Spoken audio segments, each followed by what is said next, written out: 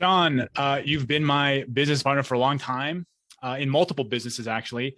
And I honestly can't believe how long it's taken for us to get together on here and kind of share some of what because I've learned a ton from you over the years. And I'm just super excited to share what you have stored in your head with everybody. So before we get too far, could you just give maybe like a high level overview of your history, sort of where you came from and sort of how you got to where you are? Sure, thanks. Yeah, I mean, it's funny you mentioned that. I'm like, what are you on, episode 40 something, and you still haven't had me on yet? No, but you know me, I'm a behind the scenes kind of guy, and I think I don't like to really talk about myself much, but I think it's important for people listening to kind of say, why should I even listen to this guy? So I'll give a little bit of my background. So I chose after high school to go into the Marines. I got involved in technology in the Marine Corps, traveled a lot overseas. Kind of went through the ranks there. And then when I got out, I got into the corporate world, into technology. So I was able to, with my leadership training as well through the Marines, progress pretty quickly up the corporate ladder. I've worked for a lot of different companies, large companies, one of the largest financial companies. And I was able to ascend to the senior manager ranks relatively quickly. I was the youngest senior manager in the company by like 5 years, but still performing at a high level. Actually then got into CrossFit like most people, probably because I used to be in shape and then I wasn't anymore. And actually the first time I saw CrossFit was I was invited to something called the Next Level Invitational in 2010. I had a friend that was competing in it. It was your first event that you put on, actually, competition. I'm sure you remember that well. I was at the El Toro High School there down the street from me. It Next was Level actually Invitational. Yeah, the Next Level Invitational. And I remember saying like, oh my God, they turned working out into a sport. What the hell is this? Right. And I just knew. And then the person that invited me was like, yeah, you got to try it out. And then I started going to Lamar's gym. But yeah, I really, like most people, kind of changed my life so much. And then we could talk more about how we first met and kind of got started too. But, you know, we own the gym, even the corporate world. So I was still working in the corporate world, owned the gym with you, and then had an awesome opportunity to go be a leader in a new sport called grid. So I was one of the first people that helped start the sport of grid. That was a fun few years. Met a lot of cool people, had a lot of cool experiences. Did a lot of consulting for, you know, I would say even Fortune 5 companies. I was on one program that was a $450 million program. So I have a lot of experience in leadership. I've spoken at conferences. We wrote a book together. We've owned a gym together. Trying to think of anything else. I've been on Wheel of Fortune. That was kind of fun. I have a lot of weird, various backgrounds, as you know, because we've known each other for years. I like to remodel houses. I like to travel. I like to pretty much anything. I like to learn as best as I can and apply myself to it. And I think that's just a philosophy that served me well in life. And what's funny is because I know you so well, I know all of the stories that I would like to hear or that I'd like to have you share. So one of those stories, going all the way back to the Marine Corps, just kind of walking through. So you're a young guy out of high school, just out of high school. I know you surfed. You have some pretty insane stories about surfing in like massive storms. Oh, during a hurricane. I have a hole in my leg from surfing during a hurricane. Yeah, like literally surfing through a hurricane. And then so you joined the Marine Corps, and like I think you almost died. There's a whole story. Could you just maybe run through that quickly? That's the big picture story of that. Yeah, now I remember this when you had me on the velocity diet and I was journaling, and I remembered and journaled this, and you read that. But yeah, so when I was during my training, I caught something called cellulitis. I was in boot camp and down in Paris Island, and I didn't know what I had. I was just trying to tough it out. So just like everybody, and it got to the point where I actually couldn't walk. I fell down, I collapsed. The drill instructors were like yelling at me, you're okay, pick it up. Yeah, exactly. You're gonna go to sick call, and I remember even they took me because I couldn't even walk. They took me, and even the naval nurse there when we got to the hospital was like, if you don't have a fever, we're gonna send you back to training. Because I guess you get a lot of people trying to get out of training, right? And that was not me. Yeah, exactly. So it turned out I had a fever of 106, nearly 107, which is brain damage zone. They immediately, like, the look on their face was like, holy crap, we got to get the fever down. We got to figure out what's going on. My leg was so swollen. I couldn't even put a shoe on. Like my ankle, talk about cankles, right? My whole infection it started from a blister that just went all the way up my leg. And the red streaks were probably this far of the street. You could see it in the vein. You could see where the infection was traveling. The vein just kind of changes to a dark color. Like and they're actually yeah, they were marking like a Sharpie with the timestamps on. They're like literally writing on me, because if the infection gets to your heart, you pretty much die. And it was pretty close. and I wasn't responding to antibiotics. I wasn't responding to the IVs, and I overheard them basically talking about they're going to need to amputate my leg, and if something doesn't happen soon. And I mean, I wasn't a religious person at the time, and I definitely prayed that night, and luckily I survived. But what was neat is and then I went on to graduate top of my class out of 750 Marines. I took it. Having a life-changing moment like that just makes you think how precious life is, and that you can just do anything you put your mind to. And it just set a tone for me that I didn't think I had at 18 years old. I didn't have this fearless sort of nature. And, I think a lot of people that I know have gone through some sort of traumatic, life-changing event. So anytime you take something negative, you can definitely use it for positive. But yeah, that was a crazy, crazy time. Yeah. So, honor, is it called Honor Man? Yeah, honor graduate. I was the company honor graduate over the whole company. Yeah, so and that's like promoted. that's a legit, that's something that's real difficult to do. And so you had this success in the Marines, kind of like refound. I don't know if you refound yourself, but you came out like with this newfound power, like personal power. You go through the Marines, you get out. So in the Marines, you're studying, or you're not studying your job, right? It's like, yeah. I guess you had to study for your job, but it's your job was in IT. Is that? Yeah, well, I got into radios and then got into computer specialist, and then got into satellites. I traveled with a mobile command center. We would basically hit the ground. There was only 3 of these in the world, and we were the only ones that had it working. The Navy had one, and then and they couldn't really get it to work. And then there was another unit that they just disbanded everything. But it was actually pretty cool. This was in the 90s. I mean, just to give people context for the 90s, when most people aren't really even on the internet. I mean, we would hit the ground with 2 Humvees. We would travel out into the middle of nowhere, set up this mobile command center. Within 4 hours, have fully operational internet, secure internet, video teleconferencing for the general. We had multiple tents. It was pretty impressive. And I was lucky to get attached and be a part of that and get a lot of really cool technical training that helped me out in my corporate world. But yeah, it was really great opportunity. Got to travel the world and do some really cool stuff. And, tech, so it's clear, like from the beginning, tech was sort of the road that you went down I was in the Army, so I always want to say Army, but in the Marines, you get out and then you go into the corporate world, eventually finding yourself at Capital Group, right? Like that's kind of where you ended up, and you were in charge of technology, their teams. And so tell us a little bit about that and like sort of what you learned in that environment, and maybe like you eventually left that environment for a reason, but sort of like what the positives were, what some of the negatives were, and like how that kind of formed to where you are now. Well, yeah, I mean, I think the corporate world, I guess, oh man, I learned a lot of lessons. I was at Capital Group for quite a while because it was a large company, and our IT department was like 2,500 people. And just for context, Capital Group, like what's some of the stats of Capital Group? Like if people don't know, like how much money they're management, a financial management company essentially? Yeah. So Capital Research and Management Company. I mean, one of the, if people invest in mutual funds, American Funds is a brand of funds that they have. A lot of people have those in their portfolio. They do a lot of stuff overseas. When I was there, we were managing like $1.6 trillion in assets. So a lot of money. Really? A lot, they were founded out of the Great Depression. So it was very research based, because the founder basically he was looking at the stock market. And he's like, look, this doesn't make sense. These companies are worth way more than their actual assets. And he just saw something that was just going to fold onto itself. He foresaw what was about to happen, which was the Great Depression. And he pulled all his money out right before it happened. So when everybody lost a bunch of money, he went and started Capital Research and Management to basically say, no longer everything's going to be research based. We're going to invest in good companies. I mean, they've done a lot of really cool stuff. So I got to learn a little bit about financial systems back then too, which have really served me really well. I was lucky to be, in my 20s and learning about things like compounding interest. I highly recommend anybody, like if you're looking at investing, I mean, even something as simple as a book I read early on called The Automatic Millionaire. It just like, if you just debit, even if it's like $100 a month, right? Just take it out of your bank account before you spend your money, because everybody's like, oh, if I get a raise, I'll invest. If I get more money, I'll invest. And it never happens because you find other ways to spend it. You got to take it out. It's almost like a tax. And I learned that real early on, and 20 something years later, I'm pretty much set for retirement.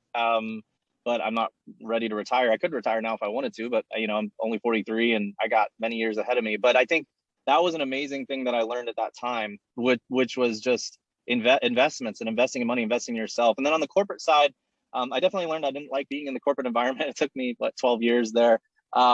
Luckily, I got to move around a lot of departments and do a lot of cool things, but I realized that I was more of an entrepreneur, that I wanted to help people grow, and that it wasn't really money motivated, or it wasn't about the money for me. It's about creating and making an impact. And so I guess to people too, like some people think like, oh, it like having a stable corporate job is an allure to some people. And I would say, let's see, it's been 8 years since I left and have been on kind of on my own doing various things with Level Method and just various companies, helping start Grid as a startup. And I would say I've been much happier in life since I left. And it's not for everybody, but you guys, gym owners, being entrepreneurs, it is a tough life, but it's a very rewarding one where you can control and determine things. You don't have other people telling you what to do and controlling your life. So very valuable skill that I learned too. Yeah, I think the freedom aspect, that's one thing. Cause I remember, when we met, this was 2010 or so. I was at the gym, at Lamar's gym. I was just coaching, and we met and then sort of just developed a relationship. And you were my first entry point into sort of, seeing what's possible in terms of like, you can learn anything you want to learn. You can, get good at things. You're in photography. When we went into your garage in the very early days, you're like mapping stuff out on the board. And at the time I had no idea about any of this stuff. I'm like, what the hell's all this? And I'm learning all this stuff. So, when it comes to, from the corporate world, like you learn all these skills, you're doing all these things, you had your stuff way together in those early days. You still do, obviously, but like looking at all of that, what would you say, from the experience that you had in that corporate environment, what were the productivity or the people management side of things that come to your mind?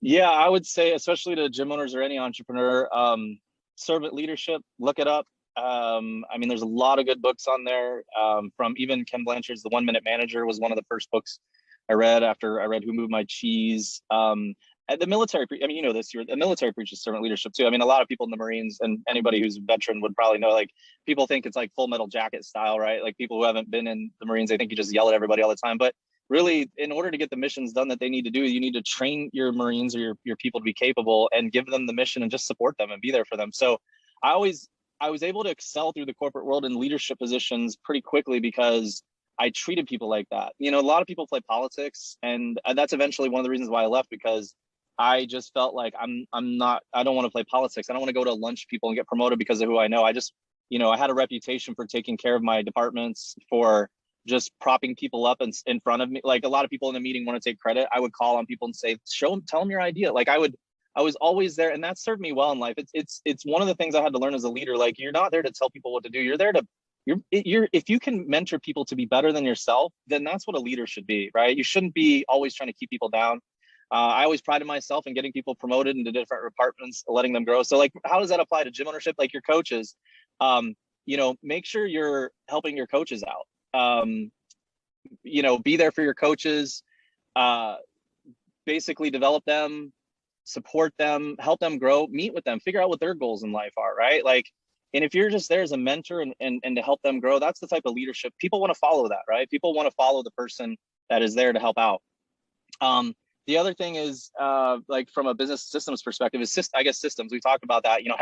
I was head of the process and methodology team, and really just having a process for things, making sure things are repeatable processes. Those are what run your business, right? That's why large companies can run with smaller amount of employees, because of their productivity processes. And so a lot of the things we've talked about and we've shared is in just kind of systems, productivity systems. And I know you talk a lot about that, and I've seen your growth in that as well. But invest in systems. And what do I mean by systems, right? Because a lot of people use the word systems. It's like a big buzzword. A system is anything that you can document that can be repeatable. So it doesn't have to be automated, right? Sometimes, we want to strive for automation, but even like a system could be writing down things in your notepad, and if you do it every day and you do it the same way every time, and it's repeatable, and you can improve that process because it's repeatable and you know it, then that is what you start to develop as a system. Documenting things like, what do you do when this? A lot of gym owners we work with and talk to sometimes, right, don't take vacations because they're the ones that have to do everything. So you're the one that, does the rewarding of employees of members, or recognizing members. And then so you're doing that, but at the same time, you're the only one that does that, and your coaches don't know how to do it because you're not documenting it. You don't have, having checklists in place to open up your gym, to close your gym. That way you're not the one always opening and closing your gym. Somebody could read the checklist. If they've been trained, they understand it and they do it for you. Good testament of your gym is to be able to go on a vacation. And could you go a week and the gym doesn't burn down? And I think people should even experiment and try those things as well. So yeah, a lot of things I've learned in the corporate world. And funnily enough, a funny story too, because I remember when you were my coach, when I was at the gym, you asking me like what books I read, and I was telling you, I think I was reading a book called Switch by Chip and Dan Heath, and you're like, oh, I want to check that. And I'm like, why the hell would you want to read a book like that? Why the hell? And you were always interested in these corporate sort of books. And I just didn't understand why. I'm like, this doesn't apply to being a coach or gym ownership. And they absolutely do, actually. The more I've learned and the more I've become a gym owner myself. Yeah. And that's, when I was just earlier saying, like, I've learned a lot from you in the sense of, like, when we met, I was 25 or 26, going up the ladder as a coach. And then we open a gym together. And then I'm still in that role of coach athlete, primarily, not really that interested in business. But I was interested in learning, always interested in learning. And so we get linked up. And then, like I had mentioned, you wanted to build a website. Yeah, exactly. Because you were working with Lamar, you were building Lamar's website. And you're the kind of guy. So anybody that doesn't know, Sean is the kind of guy that will learn. If you're like, I don't know how to do this, you'll figure it out. You'll figure out how to do it. And you sort of like illustrated that for me. And the example is websites, right? So Sean was building websites, and I wanted to know how to build websites because I'm always interested in learning new things. And I felt like, from a freedom standpoint, it's good to be able to figure things out, learn things. So Sean walks me through how to build a website. And then I go off for like 3 days, for 18-hour days, because I became totally obsessed and build this website out. And then that was, I think, the first time that we really connected in a way that was like, you recognized that, like, okay, I don't want to say like, oh, I'm so special, but like I had a little bit of a different idea of like doing things, and I'm going to get things done. And I saw that same thing in you. And that's really why we linked up as business partners. And, from the tech side, when we look at Level Method, we look at anything we're doing, you're like, that's your world. And then same thing in Grid. So the sport of Grid. Just real quick, what did you do in Grid? Yeah, well, I'll get to that in just a second, but I did want to share real quick a story about that, because I remember this very well when you came to me and were like, because Lamar was asking me to like build a website, and you're like, no, can you teach me? I don't want you to build it. I want you to teach me. And I was like, I did have that, like, what is a dumb jock? Like, that was my initial impression. For sure. Right? This guy's into fitness. Like, he's an Army sniper fitness guy. And I mean, I guess I shouldn't judge military people, right? But I was thinking, like, I'm going to have to teach him. Like, I have, all this education and experience, and I got to teach him. And I remember just giving you a book on JavaScript and saying, and I gave you a couple tasks just to see what you would do. And like 3 days later, you come back, and I wasn't even expecting you to have read anything, but you actually showed me this little JavaScript application that you built. And I was like, holy shit, like this. And this is another good advice to gym owners too, right? Find good people and invest in them. Like, if you need even in entrepreneur or corporate world, actually, my wife, she's a manager at a large company, and she was hiring somebody, and I was just telling her the same advice. Look for people that are capable. Like, resumes don't mean much to me. I mean, resumes give me a little bit of understanding, but I would rather have somebody who is capable and knows how to find information and wants to learn and will work hard than somebody who's been there, done that, who's set in their ways. And, so maybe finding the most experienced coach who has all of this background and training might not be a good thing. I mean, you used to develop coaches at the gym from within. You used to find members and develop them through your structured training program. And they were way better coaches than the people that you would hire off the street as a coach, because you identified them as capable people and you taught them what they needed to know. So just a little bit of advice from there. And then, so Grid. So actually this kind of ties into the website building, because why are we building the website, right? You were creating a competition circuit, and I was helping you. We branded it Legendary Competitor. I was helping you and Lamar kind of brand this whole competition circuit.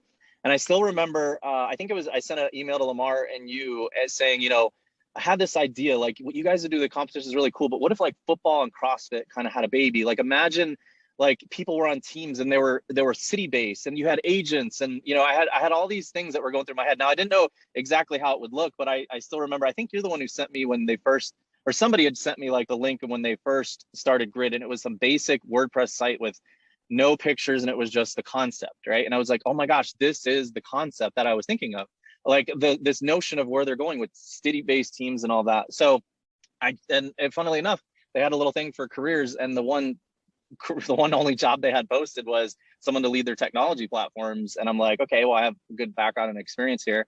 So I applied. I kind of submitted, and at that time we owned the gym together. I remember we were talking about it, and you're like, do you think I should do this? It was like, hell yeah. It's like, it was perfect for what your background was. Yeah. And that's another great leadership kind of example there too, because you supported me in that. No matter, you weren't like selfish thinking like, how is this going to impact the gym? You're just like, follow your dream, so to speak, right? Like, even though at the time, just so everybody knows, Sean ran the gym. Like Oh yeah. for those 3 or 4 years that we had the gym in the earliest, from 2012 to like 2014, 15, I started to get a little bit more, but Sean did everything with the gym, and he put like 30 grand or something into the gym of his own money. Like it was totally on his shoulders. And I was just kind of like doing thrusters in the background, having fun and watching The Office while I like ate lunch.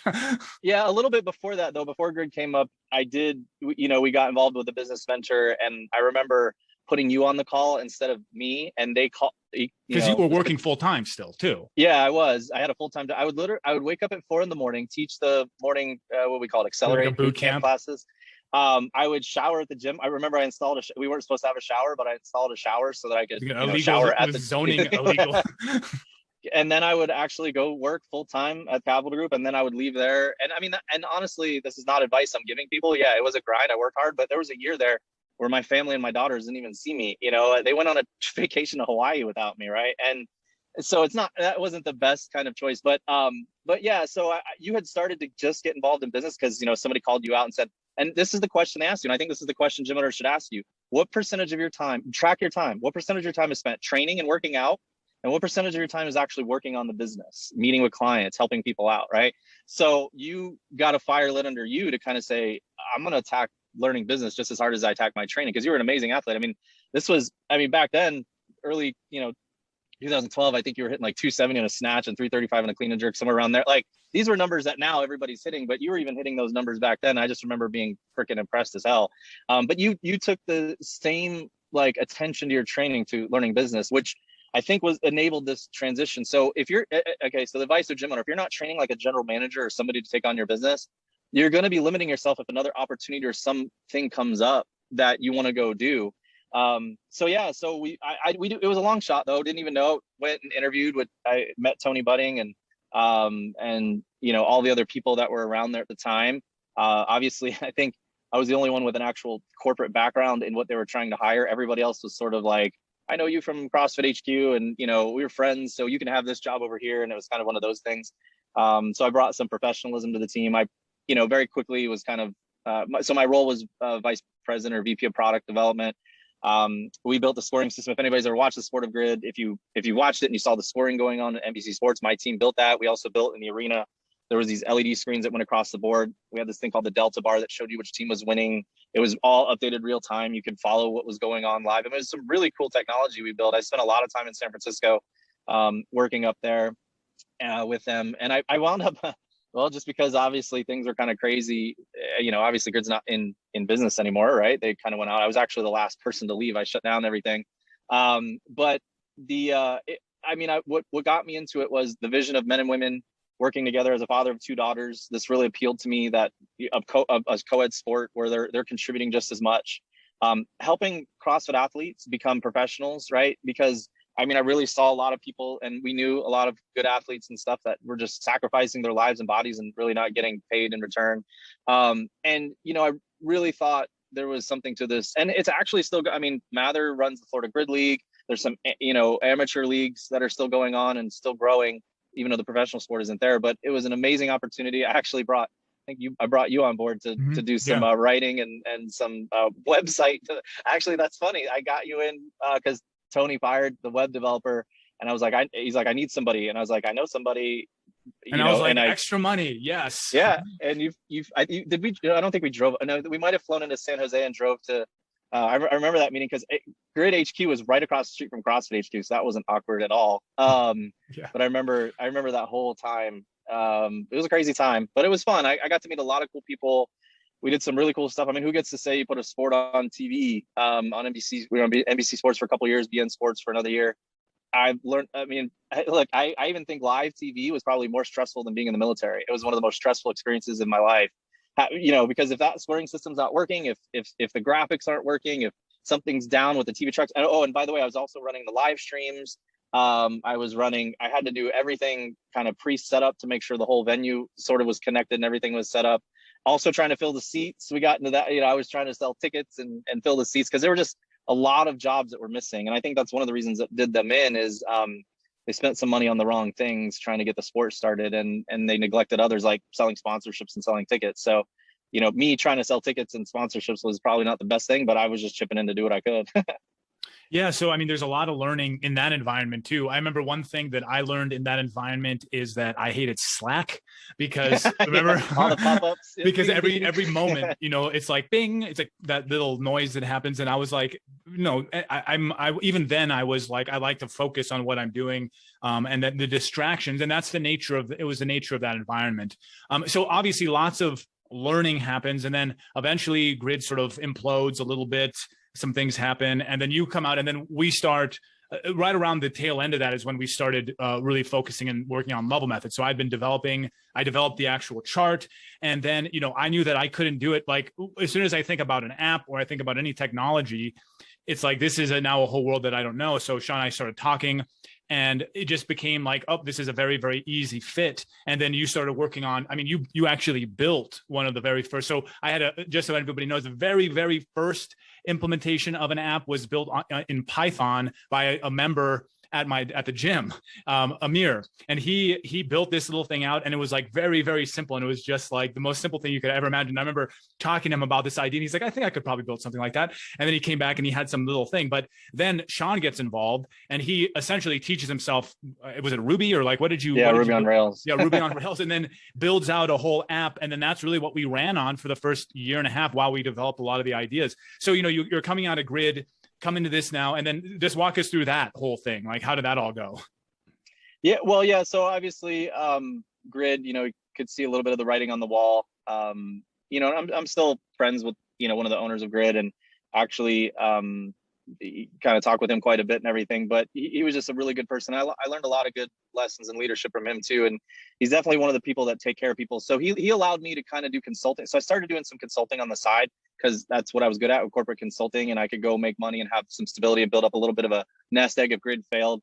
And so he allowed me to go do that. So I did consulting. I didn't like it. I was traveling a lot. And actually it was when I was consulting, I was writing the app, building the app, because we were, I mean, I still remember the first time you sent me, you're like, hey, what do you think of this? Because we had talked about level systems before. I mean, I think when Lamar had the gym, he did the Seattle level 4. And I liked this idea of like a video game or like leveling up or knowing where I'm at. And I was talking to you about it, and you're like, yeah, but they're just all suck out there. Like they're not, there's no progression. They're not scaled the right way. And I was just like, well, build your own. And you're like, I don't have time for that at the time. But then I think the more you thought about it, the more you started to work on it, noodle. And I remember you sent me the first thing, and I think it was the first group. It was upper body pull, front squat, and then lactic tolerance, which culminates in Fran.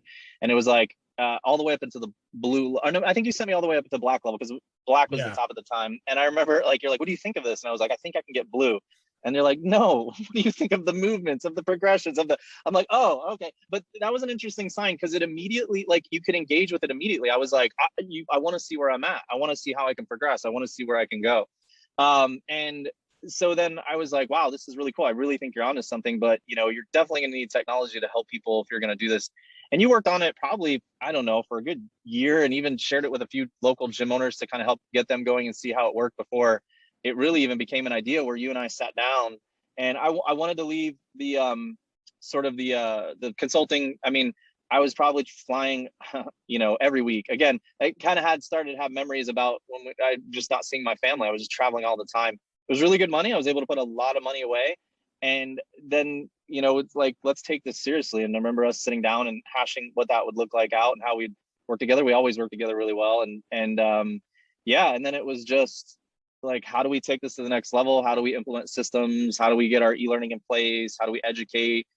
How do we make sure that the tech is there, the software is there, and it's evolved into some awesome stuff? Because we, quite honestly, because we have other people doing it now. And it's been an awesome journey to watch that sort of grow, and even see your growth as well. Because I can, again, going back to the gym days, I still remember. Yeah, I remember being so frustrated. I'm like, am I the only one who gives a shit about we had Devaney, Mike Devaney. Yeah, Mike Devaney were just working out freaking, all day long.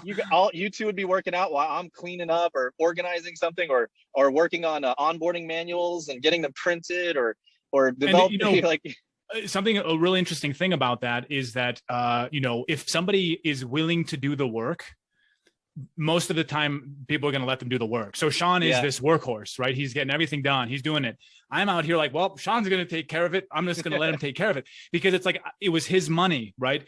And it was his basically livelihood. I'm a young guy. I don't really have any skin in the game. And it once the pressure switched and the pressure was on me, then there's no more safety net. There's no more like, Uncle Buck over here is going to help me out of this thing. It's like, no, I'm by myself. And I think that's a really good lesson, just in terms of gym ownership. And if you're the owner, you're the manager, you're making sure everything's happening, and you just take everything on yourself, then you don't leave any room for other people to grow. And it's not to say like, probably no matter what Sean did, I would have been, but if like it had been about my livelihood and had switched somehow, I probably would have stepped up a little bit more. And it's just a good example. And that is what switched for you too. And I would say what was interesting to me is I knew that in the corporate world. I delegated. I had a team of people that I would delegate to, but for some reason in the gym ownership world, I felt like I had to take everything on myself. I lost all, like, when you're stressed out, you get singly focused, and working all those hours, trying to get the gym to be successful while having a full-time job. I didn't think of these things. And you're right. Like, you got to, even if you're very particular and you like things done a certain way, you have to allow people to fail and try to find ways for your coaches to fail safely. So I remember even when you were trying to get your coaches to do programming, right? You would allow them to program. You had all the coaches learn the template, and you were trying to educate them, and you would allow them to program for the week. And you're like, okay, let's see if this works. I mean, you would give them advice and feedback, but ultimately the best advice and feedback is failure and how you overcome that failure. And if you're not letting people, you're not letting people grow. I guess what I'm trying to say is you rob them of that experience. So that's where the learning happens, right? The learning happens in that time. As a leader, your job is to create safe environments for people to fail. Yeah, and actually that's something I learned in the Marine Corps, right? Because reward failure. I get okay. So we work out, right? How do we know what our max weight is? Well, when we fail, that's just the one we lifted below. Like, I'm doing a max squat. Okay, I failed at 400. I hit 395. Like, 395 is my max. So, but in business and in life, we don't push ourselves to those limits. We're afraid. We're scared. And so we don't know what our limits are. We don't know what our ceilings are. And so in the Marines, constantly they have you do missions and like, I just remember thinking that is impossible. There's no way I'm going to be able to do that. And then you do it and you're like, holy shit, like I did it and I can do it. And it builds confidence. So definitely push, your employees and everyone around you, but give them, if they do fail, don't punish them for it. Be like, wow, look how hard you tried. Now what can we learn from, and help them over the curve, right? So now what can we learn from this? How can we get better at it? How can we do this better next time? And give them that confidence that failure is not a life sentence. It is actually a learning opportunity. And I think that's why I've done all these different things in my life. Like you said earlier on, like I'll just learn something and I'll apply myself and I'll try it, because I learned that even if I fail, I've learned something. I think if I would have had a different life lesson early on in my career, I would have been more scared to try new things. Anybody that's scared to try new things is probably afraid of failure. And so it's a root cause to kind of look at. Yeah, I just had a call with David Allen, not the GTD guy, but the guy that owns No BS. And he was saying, like, we were talking about entrepreneurship, and you really do, in an entrepreneurial environment, you do need to have the thinking that I'm going to figure it out. Once you figure it out, then the game becomes, how do I hand it off? How do I get it off my plate? Because you got to figure it out, because this is the nature of the game. And when we come in like into the gym environment, there's just challenge after challenge. A member quits. Okay, why did they quit? What do we need to fix here? And so we're going through all this stuff. We develop Level Method, and then now Level Method is a separate business, is a whole other set of learnings, right? Where it's like, in our mind, how many times have we failed? Right, exactly. Like in our mind, we're like, okay, this is going to be no problem. The same calculations you do before you open a gym. You're like, okay, well, $200 a member, 200 members, we're going to be making 40 grand a month in no time at all. But it's like, it's a lot more complicated than that. And when we started a Level Method, we've had nothing but growth on multiple levels since we started, where it's like, the first year I think we got like 9 gyms or something that first year. Then the second and third year we were doing in-person integrations, going around and, I was going in and lecturing for like 3 days on the Level Method. And then, evolution happens. Sean had the idea that, like, again, from a tech standpoint, how do we leverage? How do we make sure that we can get this out to more people faster? And this is where the e-learning platform came in. And then we spent all this time building out the e-learning. Anybody who's within the Level Method now, every single thing that we have was like very slowly and steadily built through lots of conversations and lots of ideas that we've had, and we've had lots of failure. So, just talking through some of within Level Method, what are some of I don't want to say learnings again, but what are some of the big things that come into your mind when we look at sort of where we've come over the past 5 years, 6 years? Yeah, I guess it's interesting because, I mean, even if I look back to some of the stressed out gym ownership days, we failed at several things to learn. I mean, Level Method in a way, even the product itself is a result of failing at certain things, failing to engage people, failing to, do things a certain way that led to all the things that are in the level, failing to onboard people properly. That's why we have an onboarding program, right? And so then when it goes to actually implementing level method, yeah, I mean, we had different business models. We had tried different things. We didn't do programming at first. We didn't, We've hired social media companies and yeah. And I'll give you one good example that kind of sticks out to me too. We tried to look at some info marketing type stuff and what people are doing out there. And we tried to market like level method is done for you. It's, it's easy to help do this and you're going to engage your members. And really it's not. I mean, level method is worth it for sure, but you have to learn it. You have to learn the system. You have to go through e-learning. You have to put yourself through the levels. You have to get your coaches on board. If you don't have a strong leadership team in place, we've seen this where gyms were looking for level method as a life raft. Like their gyms are almost ready to go out of business and they sign up for level method thinking it's going to save them. And that's not the case. You have to have somewhat of a healthy, and that's why we learned and we started marketing to experienced gym owners who, in fact, some of the newer gym owners didn't even know the problems we had solved. It's like, they didn't even know what the problem was that level method solves. Because they weren't now there experienced yet. Gym owners, when they weren't there yet, they didn't do the failures themselves. And so then seeing experienced gym owners 5, 6, 7 years saying, oh my gosh, this solves all these problems, this is great, and they really applied it more, they took it seriously. And so that's when we had to shift our own marketing to say, I mean, in a way, like, it's not easy, but it's worth it, right? Like it's like the special forces. I mean, the reason why I joined the Marines was because of all the branches. I knew they were one of the toughest. I mean, special forces aside, just as a whole, and I didn't want easy, I wanted tough, and I knew it was going to be worth it. And it turned out to be the best experience of my life that set up so many things that made me who I am today. It's if something's easy, then everybody's doing it, and it's not going to differentiate itself, and it's not going to be valuable. And so the fact that we had to have that learning lesson in how we marketed to people, right, is just a small example. But marketing is a fail every day type thing anyway. Like, how many things have you tried at the gym? Mailers, I mean, out to people. What is that thing we used to go do at the running club? And we used to have a booth. And I mean, gosh, we did so many things, and we realized, well, this doesn't work. This doesn't work. I mean, what does Edison say? Like, he didn't invent the light bulb. He just found 999 ways to not create a light bulb.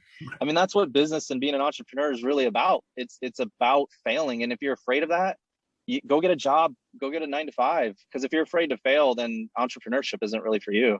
And it's also, you have this need to fail. It's an inevitable part of the process. And then this understanding that, like, some of the fundamentals, there's no way to skip out on the fundamentals, right? Like, you're not going to find a way to not have to build systems, as an example. Like, for us, a couple of big things that changed for us is, like, in the back end, like the way we manage our finances. So using like things like Profit First and getting these systems in place. And at first, like, I had to sell Sean a little bit on the idea, because he's coming from a different, remember, it was a different perspective of like how, but then once you saw it, you're like, okay, yeah, I can see, boom, we get it in place. Then we have it nice and smooth. We never have to worry about that again. Meetings is another one, right? Our meetings, we continuously refined our meetings, and now our meetings are on point. We call it from traction to book traction. And they're called L10s. We rank our meetings after every meeting. They're these just fundamental disciplines, again, that let us, be able to quantify where we are. And I think, like, even within the gym, when you look at level method, and level method being the special forces, or it requires discipline, it's like we're giving you a system to put into place. Now, how well that system is put into place is going to be dependent on the person doing it and how well they keep to the fundamentals, and they make sure they're doing the little things that are going to be these lead measures that are going to set the difference over the long term. So I think, like, these are all super important concepts that can easily be lost with people, in general. Yeah, and actually you bring up a good point, because there's a downside to sort of having this mentality of, I can't fail at anything, so I can do anything. And that's the shiny object syndrome, right? Because I think sometimes people maybe give up a little too early, or they see a new piece of software, a new thing that it's like, ooh, that's going to help me do this. And a lot of people have even seen level method as a shiny new object. And we kind of preach like it's a tool in the toolbox, and you have to apply it, right? You have to apply these tools. They're great tools, but like the L10 meetings, you got to apply discipline to it too, right? Because it's really easy to say, okay, this meeting, we're doing the same thing every week. This gets boring. And there's ways to keep it fun and interesting, but I mean, that's what you're strong at. You're strong at sticking to the discipline of, like, no, we said we were going to do this. We're going to keep doing this. And that's where it gets better and it gets refined. Like you were saying, don't give up on things too early, right? And if you, even with level method, like if there are people that are using all aspects of level method and are just really crushing it, generating a lot of revenue, And there are people that just use it to do assessments every once in a while. And I mean, at the price we charge for Level Method, if you can keep 1 or 2 members engaged, you don't have to keep your whole gym engaged. It's paying for itself with just 1 or 2 members, but there's obviously a lot more upside to that. But we have a range of people in all the areas of Level Method. But what pains me is when I see some gym owners like try to look for something new instead of applying the other aspects of Level Method and continuing to refine it and make it better. You know, like they might want to do some different onboarding program versus the one that's already a part of it instead of learning it and doing it well. And so I think don't be afraid to try things, new and experiment and try things, but also make sure you're implementing things and you can prove that they work or not before you give up on them. Yeah, it's like the problem with that the shiny object syndrome as a broad concept is like we have limited time, right? Yeah. And the thing about time is that if I spend time doing something, it's like I lose double the time, right? Because like, okay, if I have a great system and I could be making a month worth of progress on this great system, but instead of doing the great system, I get distracted and spend a month doing something else. In order now to get back to where I would have been, I got to go 2 months.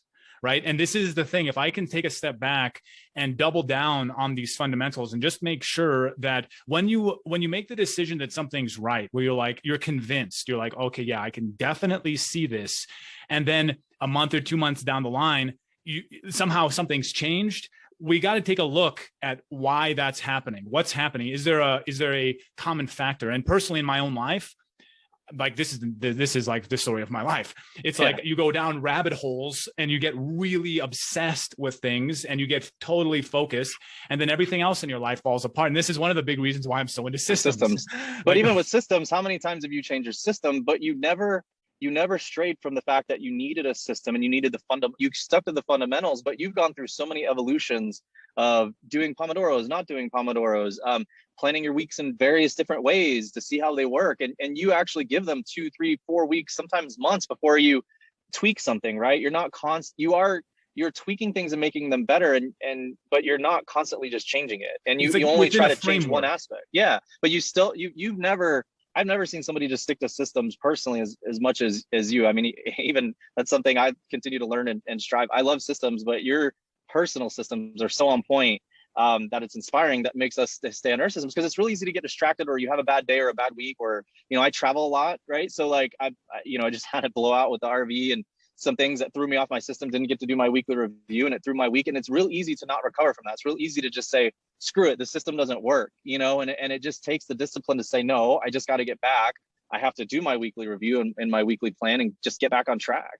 And like for me personally, I think that like it's I'm like naturally, if you take a look at Nathan when he's 16 years old, like procrastinates. I got bad grades in high school, didn't do my work. I would procrastinate everything. And this kind of carried over into even the military. And it's just like, I was just chaotic. Like I would be constantly distracted by different things. And I was always looking like, how can I actually fix this? Like where's the problem? And when I got the idea of like, oh, I can build this essentially like a machine that's behind me or like in my life to sort of help me navigate, I like latched onto that idea so hard. And I was like, I'm never going to let go of this, because this is actually, it's like a tool, right? And some people, like for you, like looking at you as an example, like you did amazing work in the corporate world. Like but you didn't have a personal system. You might've had like what they give you. You have an assistant, team systems. Yeah. They have like, it's a structure that they give you in the work, but you were still able to like achieve amazing things without really a system in place. And you do see a lot of people like that. I'm not one of those people. Yeah. Like if I don't have a system in place, I'm going to forget everything. I'm going to leave my wallet. I mean, leaving my wallet places, like losing things. You were so forgetful all the time. And I remember that. And I remember even like, hey, did you remember to do this? Did you remember to do this? Like when we owned the gym, oh shit, no, I forgot. It was a constant source of frustration. And I will say, yeah, even though, I mean, luckily I was blessed with a really good memory from my father. He had a photographic memory. I had a really good memory, and I relied on that too much, but it doesn't mean a system doesn't help me sleep better at night, because I get it out of my head and into a piece of paper, even if it's just jotting down everything I need to do on a piece of paper to capture. I know you speak about the capture, organize, plan, and engage model that you created, but even that like has helped me tremendously. But I will say, like, I've definitely seen how much like you never forget everything. In fact, so many times, like, so how many gym owners out there, how many people like sent an email off and you just forget about it? Like you're like, oh, I'm going to email so-and-so. And then they never respond and you forget you even sent the email. And then a month goes by and someone comes knocking on your door because a bill is due or something's due. And you're like, why didn't that get taken care of? I forwarded it off. Like forwarding the email means that it's going to get taken care of. What you do is you capture things and wait, like, and then like 2 days later, like I'll get a note from you on Slack. Hey, did you do this yet? Or and it's not like you're micromanaging me. You're just wanting to know because you have a way. You look at all of your things that are waiting a response. Whenever you fire those things off, you capture them so you can follow up, which is really impressive. And that gets it out of your mind and out of your sort of psychic RAM. That happened. That was one of the biggest problems I had by not having a personal system. I knew things I needed to do, but if I would have delegated something to somebody or sent something off, it left my own mind as if I completed it. But all I did was complete it, was delegating it. The thing didn't actually get done. So yeah, I mean, that's a great example. That right there is one of the, like, it's a huge gap in a lot of people's lives where it's like, you get something, you give it off and you feel, just as you just said, it feels like now it's done. Like, yeah. But again, like when you think about results, what we're looking for in life is the result. We want to get the result, not it's off my plate. We still need to make sure it happens in the long run. And I think like with the amount of stuff as an entrepreneur, business owner, with the amount of stuff, even without being an entrepreneur or business owner, just living a life, the amount of things and the amount of items that come through our lives, it's just, easily 50, 60, 70 things. Like, depends on how complex your life is, obviously. But if you have a simple way of bringing that in and having a single location, it feels very robotic. And it feels like, oh, I got to be this like robot in my whole life. But in the bigger scheme of things, it gives you the room to be creative and to relax and to be able to not have things bumping around your head all the time. And, there's so many people out there that are dealing with extremely high levels of stress and overwhelm all the time. That feeling of stress and overwhelm is because there's too much stuff in your brain. There's too many things. There's too many open loops. There's too many times you're like, oh yeah, I'll get that to you. And that integrity thing, like what you had said earlier, where it's like, oh, hey, can you get this to me? And I'm like, sure. And then I go off and I start my training and I crush myself. And then I've forgotten my whole life of who I am. And I'm like, and then you come back and tell me, and I'm like, oh yeah, I totally forgot. And when that would happen, it would squeeze my soul. Like, oh man, I'm like not holding integrity with the people around me, with myself, even with myself, saying things like, I'm going to do X, I'm going to do this from now on. And you get really excited for a night and you go on YouTube and you're like going down some rabbit hole and you're like, oh yeah, that's tomorrow. And then you wake up in the morning and you've totally forgotten. And then 2 or 3 days later, you get pinged again and you're like, oh yeah, I was going to start this. These sorts of things, once you do build a system, that never ever happens anymore. And I think that's like, it is a superpower. I say it all the time. It's just a magical. Going down a Harry Mack rabbit hole. Yeah, exactly. Like, I'm going to just start freestyle rapping. I think so. So, another thing, like I've mentioned a couple times already, but, learning, listening to audiobooks, that's another big thing that we do internally, like in our company. It's really important to fill your mind with good information. And sometimes reading, you have only a couple ways to consume information. You can watch, you can read, you can listen. But from your experience, just as a lifelong learner, what little tips and tricks do you have for people who might want to learn? There's so much information too. How do you choose what to focus on? All those sorts of things. Yeah, so I think it starts with identifying as a lifelong learner, identifying yourself as someone who, you have to be humble. You have to say, I don't know everything. You have to say, I can learn something. Even from someone in my field, like I was considered an expert in my field. I would speak at conferences, but it didn't stop me from going to other people's sessions or trying to pick somebody else's brain or asking what books they read or reading another book.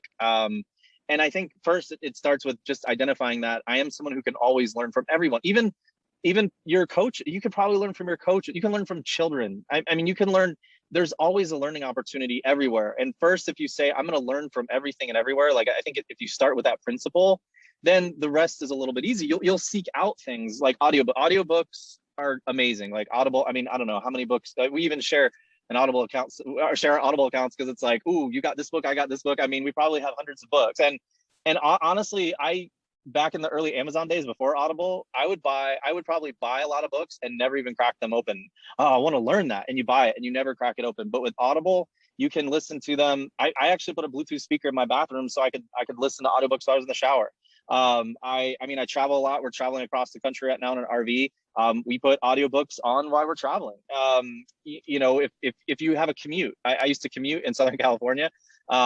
Even when I was flying places, I would just always have an audiobook on, sometimes listening to the same audiobooks, you know.